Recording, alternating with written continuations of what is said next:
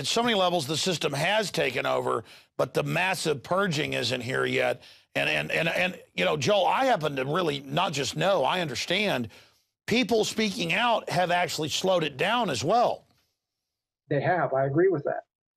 They have become more concerned that this is getting, and frankly, I have to admit, you've had the widest influence in this nation on alerting to people on a broad range of subjects of conspiracy that is believable, and that's concerned the establishment. It has slowed them down. They have to be more careful when this information is getting out there. Yeah, I mean, watching my own show or watching my own radio show, listening to it, it's quite a spectacle of hysteria sometimes. But I think the fact that I am genuine and real of spirit, that telegraphs to people. So for all my faults, God has used what I've done towards good. And but undoubtedly, we're reaching 15 million people conservatively a week now, and I have my employees being followed to work now by the government, harassment's increasing, but I only take that as a fact that we are having an effect. Joel, we're going to have to do another interview in depth, and things are quickening, so we have to do it in the near future. But in closing, since you mentioned it, spend a few minutes on basic home defense and preparedness, because once you've picked your place, your book also gets into ways to fortify it, protect it. Spend a few minutes on that. Well, that is my specialty, is how to fortify a home and not make it look like a fortress. And essential to that, as I mentioned before, is having underground space.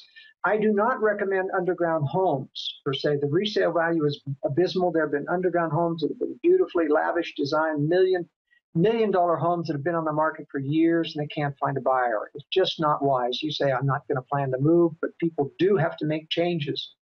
So I recommend building conventional structures above an extensive basement space so that the basement is, some of it may be visible and some of it invisible. I think it's important in designing a structure that you don't put any equipment that has to be, that you can't personally maintain into that secure part of the basement. You've got to have an open mechanical room where that stuff can be maintained. Otherwise, you end up opening your secure door and letting in workmen, which compromises your security arrangements. It's also important to have alternate energy equipment. And this has the range of multiple fuels for heating the home, multiple fuels for heating water.